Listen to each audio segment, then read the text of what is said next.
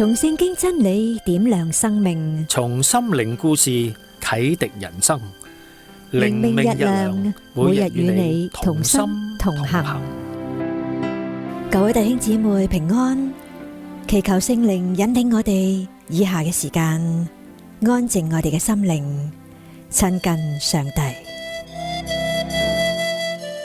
今日要同你分享嘅主題係生命之光。我哋先聽一聽約翰福音1章1至14節嘅經文啦。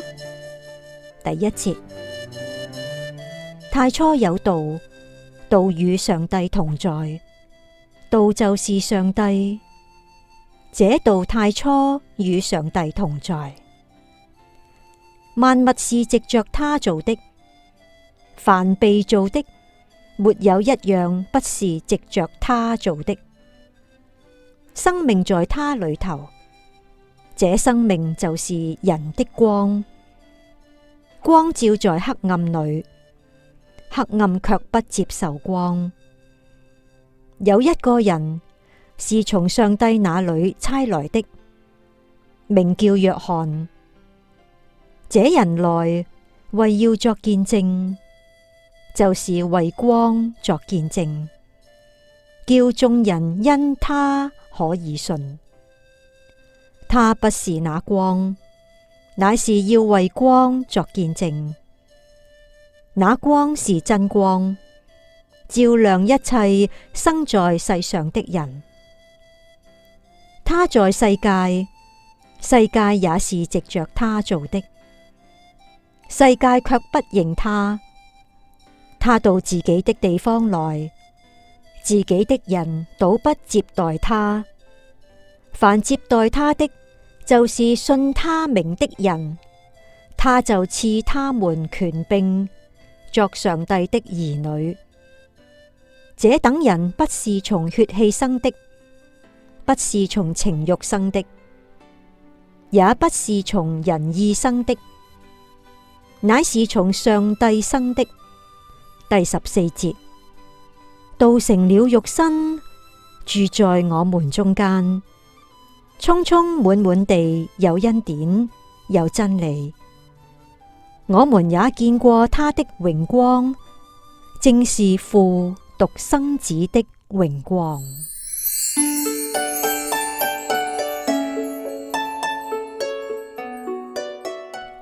喺1905年，一個污糟邋遢嘅年輕男子就將自己鎖喺佢瑞士伯恩嘅公寓裏面。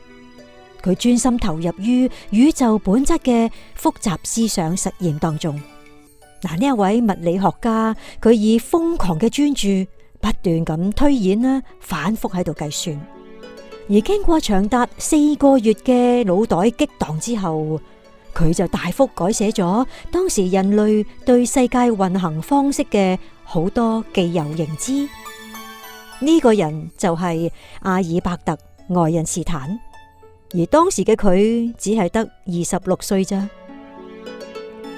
不過雖然愛因斯坦擁有咁卓越嘅科學頭腦，但係佢卻自己話：我學得越多，就越明白自己知道嘅實在太少啦。聖經時常指出，上帝嘅偉大反映喺佢嘅創造之中，就好似詩篇19篇第1節，詩人話：諸天述說上帝的榮耀。而早在愛因斯坦之前，舊約聖經約伯喺約伯記11章7至8節，亦都咁樣講：你豈能盡情測透全能者嗎？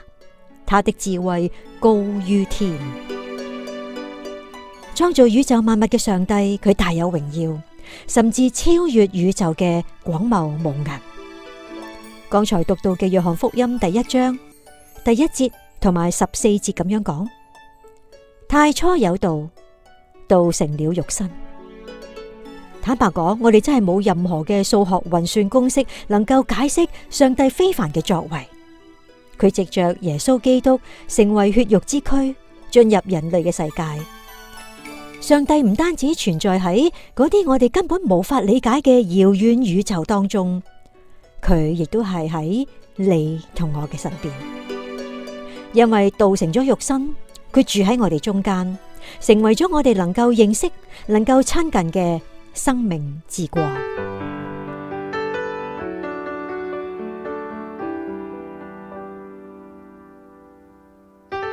各位朋友，浩瀚無垠嘅宇宙，最讓你驚嘆嘅係啲乜嘢啊？上帝嘅偉大創造，點樣使到你重新思考同上帝嘅關係呢？約翰福音1章4節，生命在他裏頭，這生命就是人的光。呢個時候，讓我哋一齊禱告主啊！親愛嘅上帝，好感謝你，因為你嘅創造奇妙偉大，亦都好感謝你嘅兒子耶穌基督拯救咗我，使到我獲得新生命。奉主耶穌基督之名祈求，阿門。靈糧透視，約翰福音1章1至18節，可以講係非常重要嘅神學概念。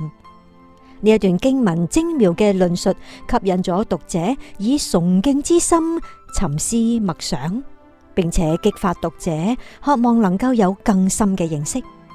嗱，雖然呢一段經文擲地有聲，不過第14節呢就更加係重中之重啦。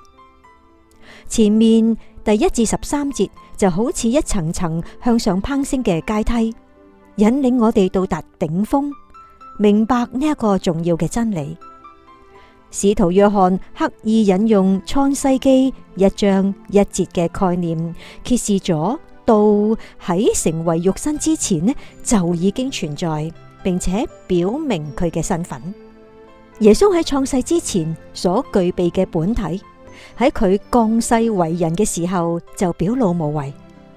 無論係喺現實嘅世界，抑或喺屬靈嘅層面，佢都賜下生命，並且驅散黑暗。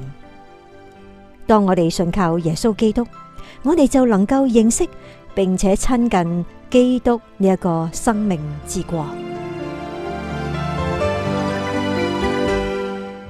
求聖靈幫助我哋好好活好今天，繼續靠主前行。如果你對今日嘅內容有所共鳴，邀請你可以轉載同其他人分享。另外，好快又嚟到父親節啦，我哋呢就預備咗一本我以禱告愛爸爸嘅同行成長靈修小冊子，鼓勵你正值喺父親節呢一段期間，讓我哋一同思想父親喺家庭中嘅神聖角色同屬靈使命。